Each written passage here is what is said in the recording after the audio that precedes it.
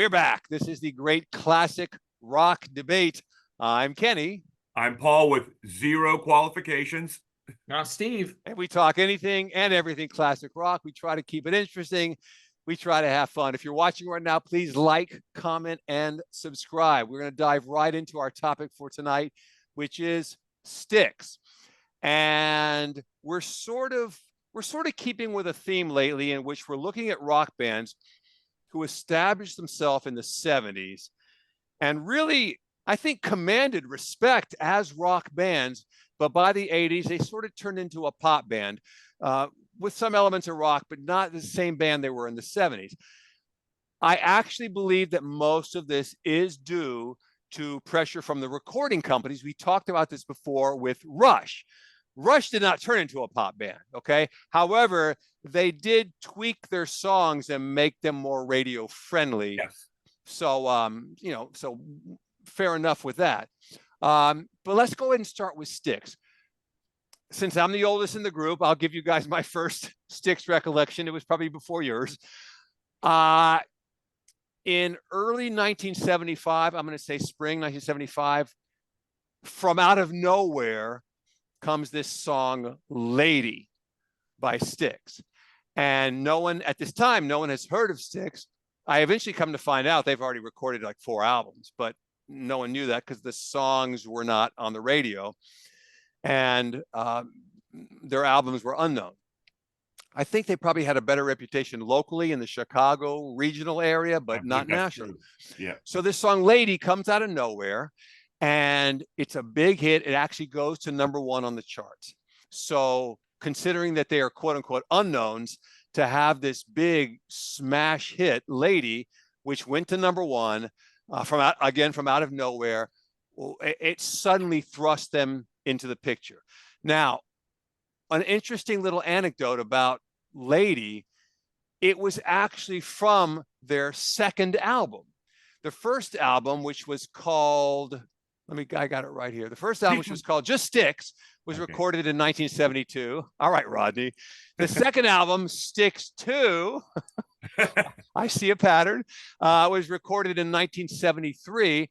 Third album, The Serpent is Rising, also in 73. Fourth album, Man of Miracles, in 74. Fifth album, Equinox, was released in 75, but prior to that album's release, a DJ in the Chicago area picked up this song Lady from the second album and started playing it, and it caught fire and became a national hit. So that's just an interesting little thing there. So that was what introduced us to Styx. All right, before I go any further, Paul, Steve, anybody have anything concerning their first song Lady that you want to add? I don't know how, I'm sad to say I don't know much about their early days, but they had a broader range in classic rock. This guy Dennis DeYoung is he's a rock singer, but he also sings other genres, and I don't know. Right. They're kind of like, in a weird way, like Kansas. I was going to say their early albums were more in the style, we would call it progressive rock, more in the style of Kansas, for example, longer pieces, musically complex, oftentimes lyrically intelligent, whatever. And I think Dennis DeYoung was a good frontman, and he wrote a lot of the lyrics. If you've ever heard an interview with him, he's a very bright guy and very articulate, and he comes off as very likable. So, but that's why they weren't getting a lot of radio airplay. And I think that's probably why they came under a little pressure from the record company. Hey guys, we love you, but you got to get out there and get some hits on the radio. Otherwise, there's no point in us keeping you around. Steve, anything? Yeah, no, I'm not that familiar with kind of early Styx because I know that they were more certainly progressive rock at that that point, and not that familiar with the song Lady. Right. I think everybody's all heard it. Not again one of my top favorite Styx songs, but I do have 2 Styx songs that I really love, and we can get to those. We will. Later. And I had a feeling that you would say that. Okay, so I'm going to go ahead and move forward. Just going to follow a chronology here. Crystal Ball in 1976 was the first album upon which Tommy Shaw played as the lead guitarist. The other lead guitarist, whose name escapes me at the moment, doesn't really matter. But Tommy Shaw was his replacement. That album, Crystal Ball, was his first, 76, and they had a couple of hits from that, but they were not big hits. One was called Lorelei, one was called Mademoiselle. Both of these songs, in my opinion, should get more play on classic rock radio simply because they're good songs, they're by Styx, and they're rock songs.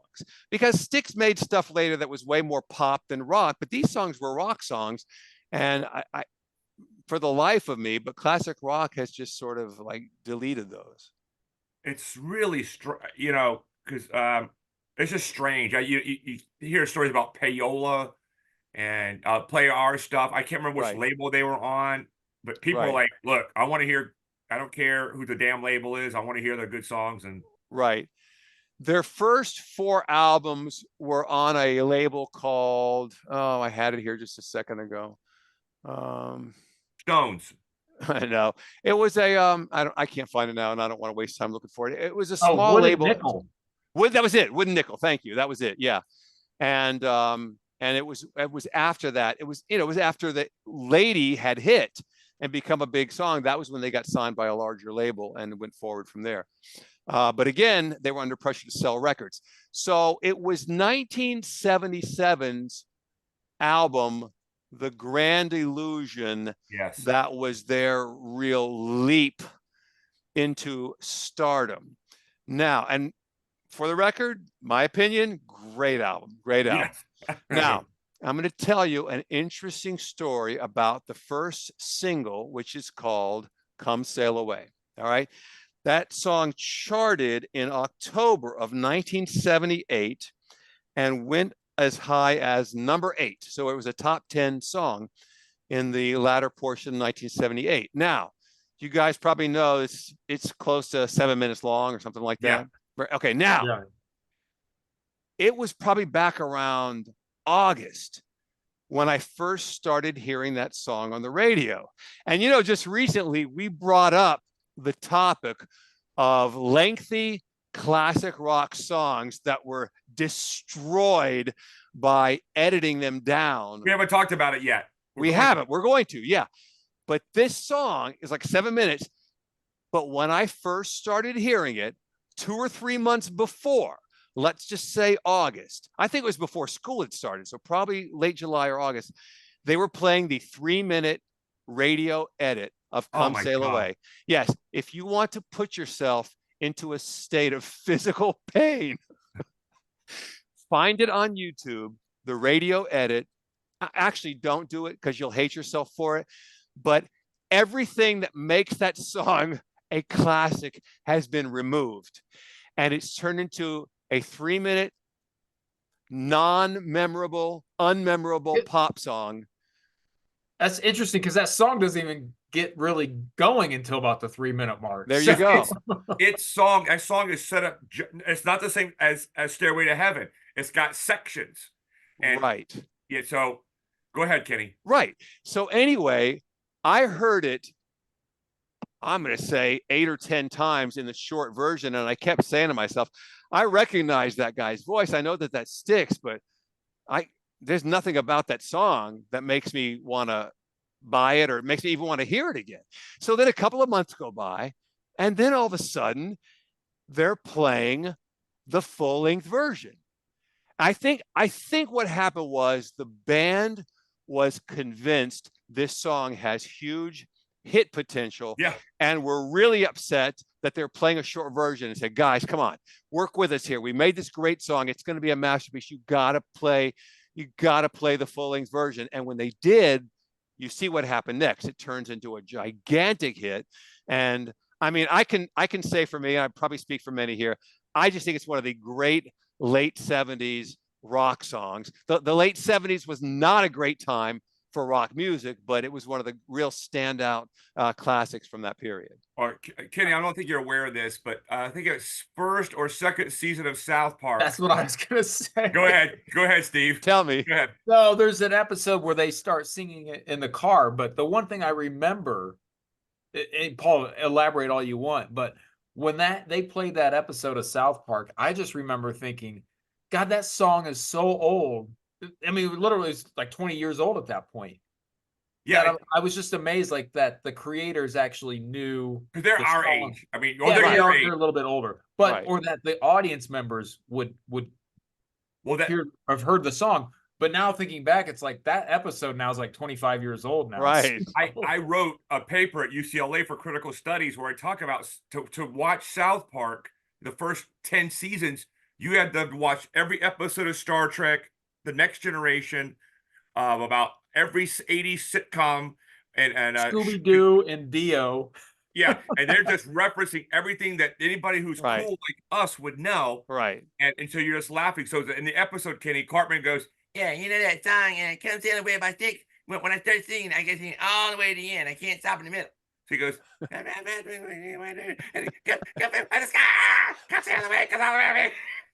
then later on, they get him going, and he can't stop. He just sings the entire song in like That's funny. 25 seconds. That's funny, but that's illustrative of how great that full-length version is. And man, it's just a crime that somebody thought it was a good idea to chop that down, but that ruined that song. Thankfully, they came back and released the full-length version. Well, I got to stop you 1 second, Kenny. Go ahead. Have you ever seen him in concert? Yeah, I saw them. When did I see them? Did you see him with Foreigner in Kansas? No. That's funny, Steve, but no. Those all would have been headliners in the 70s. That's why that's kind of funny. Right. No, when you I don't remember. It was sometime in the 70s, but I don't remember now. My memory is vague on that one. Well, there is a terminology called corporate rock that I don't get what that is, but they always lump in Styx, Kansas, and maybe Bad Company all together as if it's kind of the same sort of subgenre of rock. And I just never, whenever I hear classic rock, they always say with Styx and Foreigner coming up next. It's always right. like, yeah. Like it's like the same band, but it's. I saw them. Let's see, twice, both times at Sunrise Musical Theater. I saw them early, and then I saw them on the Paradise Theater tour. And I think I even saw them at the Fort Lauderdale Succatorium. Maybe that's where I saw them once. Okay. So, I saw a lot of concerts out there. God, that was the worst place on earth to see a concert. Horrible. I also have to interject this. My wife's relative, it's like a second cousin or something, is the bass player for Styx, or was from like 1990 to I think up last year, Ricky Phillips. So I've never met him. I don't know if they actually ever have, but they are related. And I mean, they've corresponded to my knowledge, but I don't think they've ever met. All right, Kenny, sorry for interrupting. Go ahead. No problem. So the next single was Fooling Yourself, The Angry Young Man. I thought it was a really good song. Very good song. Yeah. And then that was it from that album. And then came after that. Say it again. Pieces of Eight, the album came after that, which was the following year, because I was a freshman at Auburn at this time, and school had just started, and that song, Blue Collar Man. Oh, yes. And the album, I was seeing advertisements for the album Pieces of Eight all over the place. You know, at that time, I didn't even know what that phrase meant. I'm like, Pieces of Eight, what the hell is that? But that song was getting a lot of airplay, Blue Collar Man. And I liked it because it's at least that song suggested to me they're stepping up their game, right? I mean, I was already happy with their previous album and the songs on there, but this felt like they're even giving an extra jolt of electricity here and making it rock a little harder. So, and I thought Blue Collar Man was an excellent lead single because it really reaches out and grabs you. Yeah. Steve, go ahead. I was going to say, and then do we want to talk about the quintessential Styx song, in my opinion? What, Renegade? Renegade. That is some of the most masterful guitar work. It is. The whole thing is masterful. Yeah. Oh yeah. But I'm saying if I had to pick one track of theirs that defines Styx, it's Renegade, and that is just a complete rocker. And I defy anybody who thinks that they're not musical geniuses to listen to that guitar solo on that. I mean, that is just mind-blowingly. I agree. One of the best guitar solos ever. And his vocals are just and it's bump, bump, bump, bump. It's heartbeat, right? It's his heart beating. Right. As he's about to die. Anyway, go ahead. Well, all I was going to say is, so if we're sort of tracking their chronology, they're moving up, they're selling more records, but more importantly, right now, they're kicking up their rock element and really establishing themselves as a top rock band, not a pop rock band. They're a rock band, right? Two really significant, timeless rock songs. By the way, let me add two rock songs that classic rock should never stop playing. Two great songs. Yeah. And so at this point in time, they've got to be, at least career-wise, they're at their peak. Yeah. Right? God. And I mean, I still to this day think Tommy Shaw is just an underrated. You never hear him mentioned. He was in that band with Ted Nugent, right? Yeah. Damn Yankees. Damn Yankees. Yeah. Yeah. But people don't think of Tommy Shaw from. At least they always think it's Ted Nugent and the guy from Night Ranger. Night Ranger. Yeah, you're right. Okay, so we're going to keep moving. You know, the last couple of times we've sort of run out of time, so we're going to keep moving here. So the next album after Pieces of Eight was Cornerstone. Okay, now. Oh, that's right. Yeah, this was unexpected. So let me say something good and something not so good. Okay, the lead single was this song called Babe. Babe, I'm leaving. I got to tell you, not my favorite song. And to me, you've heard the phrase, "Oh, it's aged well." This is aged awfully. Like when I hear it now, it's like fingernails on the chalkboard. I just go, wow. I hate to think that we jumped from Blue Collar Man and Renegade to Babe, I'm Leaving. In one album. In one album. Yeah. It's such a. I've had the opposite impact on me though. I hated it when I was a kid, and as I've gotten older, I've appreciated it more. Okay. I'm going to throw in something to South Park. Hold on. Let me just say this comment real quick about that album, Cornerstone. Track 1 on side 1, remember these are records, not CDs, right, was called Lights. It was such a good opening track. It's got a good rock vibe to it.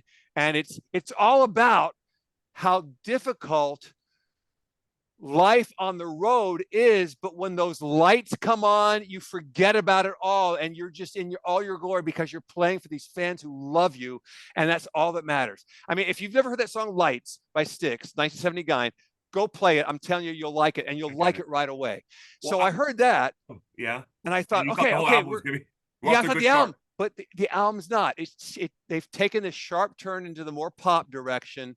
And then again, Babe being the lead single, it marked a definite shift for them, one that they never really shifted back from. Go ahead, Paul.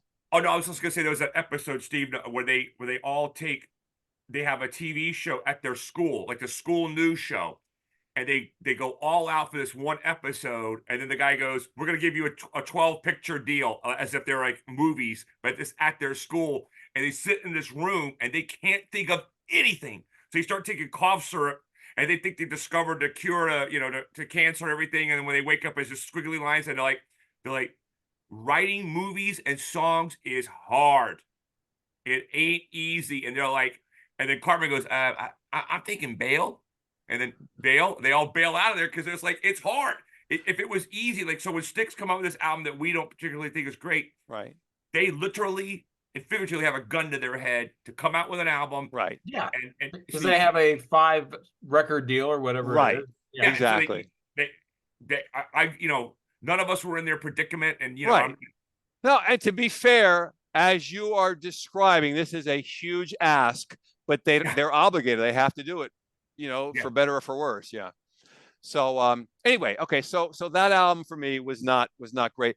Let's jump forward to 1981. The album was Paradise Theater. Now commercially, this was the peak of their entire career. Yes. That album went to #1 on the charts and stayed there for months.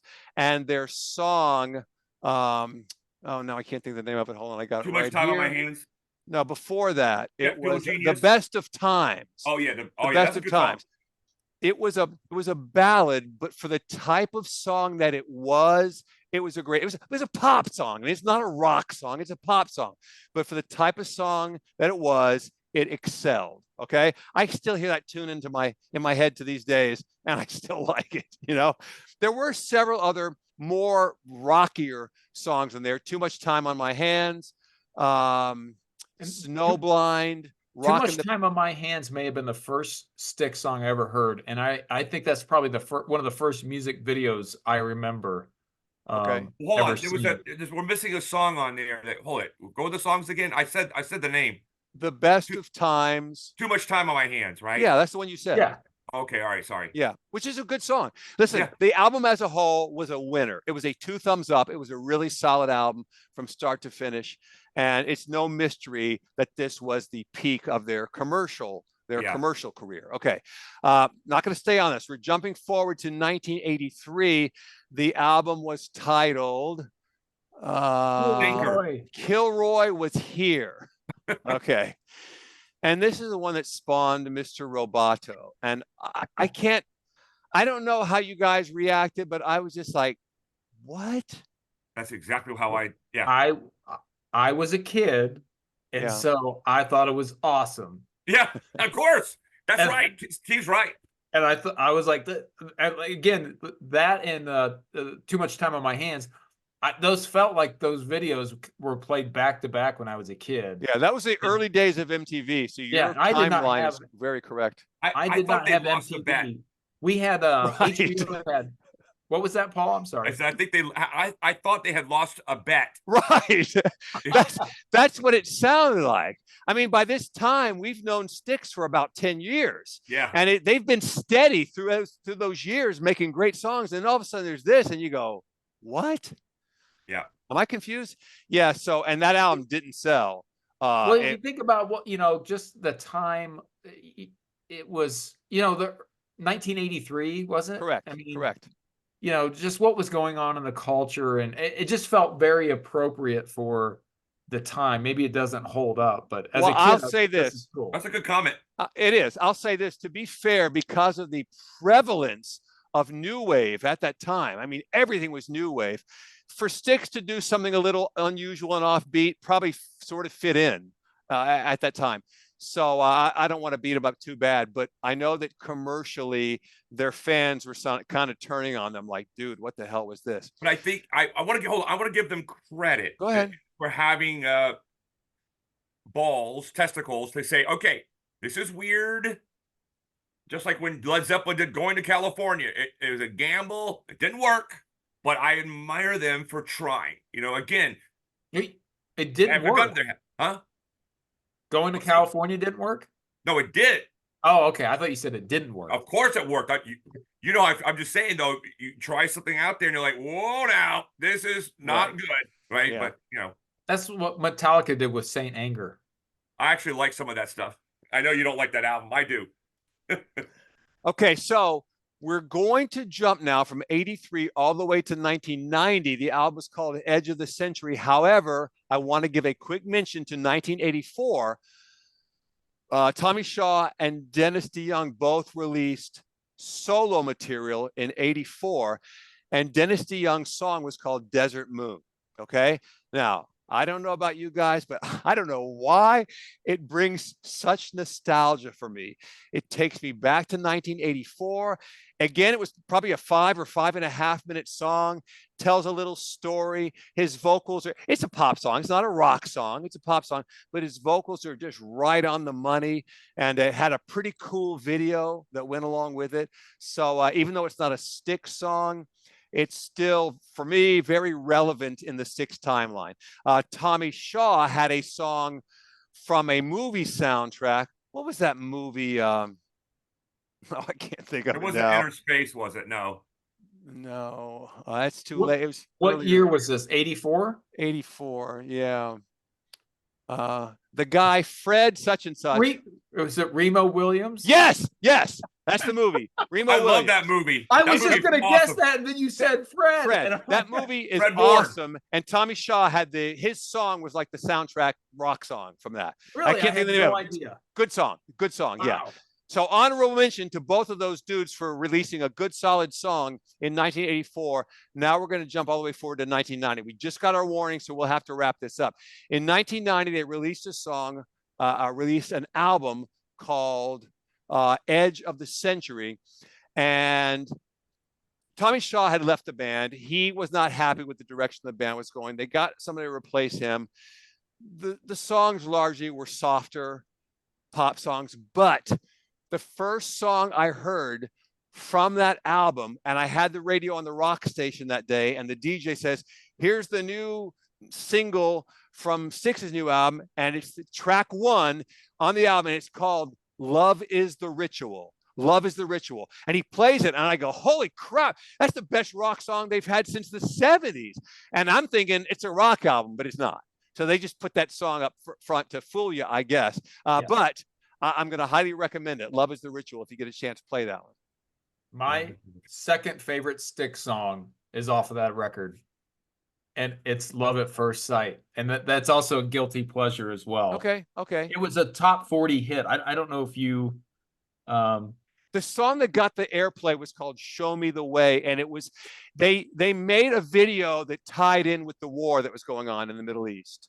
The first, and the lyrics, the song was not about war, but the lyrics tied in to the events, and people embraced it for that reason. So it got a ton of airplay, and the video got a lot of play too.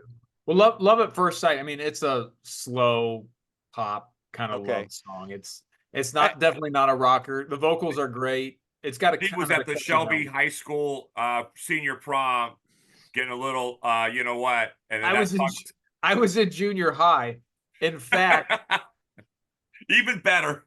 But in fact, like, I just remember, like, I went out during the middle of class I had to go to my locker or something, and that song was stuck in my head, and I was singing in it. And I remember walking by the science class, and everybody heard me singing that song, and they just looked out and was like, what the hell is this guy doing? Right. And they're like, you're not hardcore, Steve. Yeah, exactly. Apparently by this point in time, Dennis DeYoung had really started favoring ballads. He wanted to just do more ballads, more soft stuff. And, you know, I don't know, we get older, I guess that's what happens. I don't know. But unfortunately, that is not your base audience. If you're Styx, your longtime fans are not going to be thrilled with that. So yeah, and they actually recorded a few albums after that, but nothing of particular note, because nothing that was commercially successful. Hey, I want to say something, Kenny. Like, go ahead. The last shows we're doing like the arc of a band like this, right? Correct, and that arc, that hump, is 10, 12 years. And so I was thinking to the other end of the spectrum, like Frankie Valli had hits in like 4 decades, maybe, whatever it was.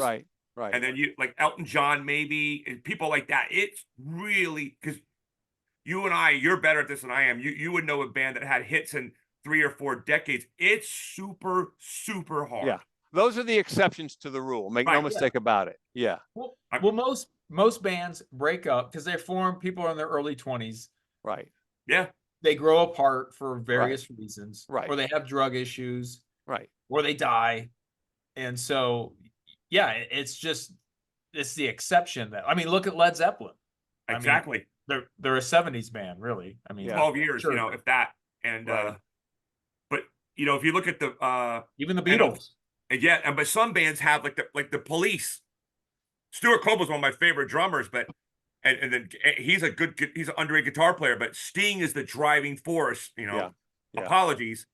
So, you know, if you have that one guy leave, just like when, you know, whoever leaves the band, if Tommy Shaw left the band, and then, you know, Tommy Shaw went with Ted Nugent. That's his direction, rock. Right. Yeah. So you're right, Steve and Kenny. It's the exception. It's hard. It's hard. Yeah. Okay, guys, let's go ahead and wrap up. If you have any final comments or thoughts on Styx, we can do that now. Also, because we like to make our suggestions for songs that classic rock radio should play, although they don't.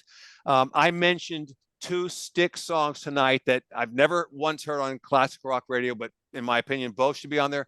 The first one is the song Lights by Styx from their 1979 album Cornerstone. And the second one is Love is the Ritual from their 1990 album Edge of the Century. Pull them up on YouTube and give them a shot. You'll really like them. Great classic Styx songs, rock songs. my album tonight, you both are gonna laugh, and we could talk about it another time, is Glass Houses by Billy Joel. Okay. This is a really good album. It's a pop album, but some of those songs, like Life is Just a Fantasy, and I think maybe one other one was played on classic rock for a while, but then they died. Okay, let me say something really quick about Billy Joel. He most of his material would not be considered rock, but some of his songs push the boundary a little bit, you know? And he's a very talented songwriter. It's just a question of whether or not that type of thing works for you. I like about half of his songs, about the other half I don't really care for that much. I don't question his talent. I've heard him interviewed. He's a super interesting, down-to-earth guy, and he's likable. I heard him interviewed, and I go, you know what? I like him. I'm a fan. Consider me a fan. But that album you're talking about, Glass Houses, sold millions. So make no mistake about it. It was huge. Yeah. I just love that album. And if for you younger folks, it's not Steve and I and yours cup of tea. Well, it's not heavy metal or whatever, but it's a really good album. If you just want to like tune your brain down and laugh, you know, he writes very funny lyrics, you know, in this album. So it's a good album. So what I have is Robert Palmer, which it was kind of for me borderline, is that a guilty pleasure or not? But this album might be. So 1990 he released an album called Don't Explain.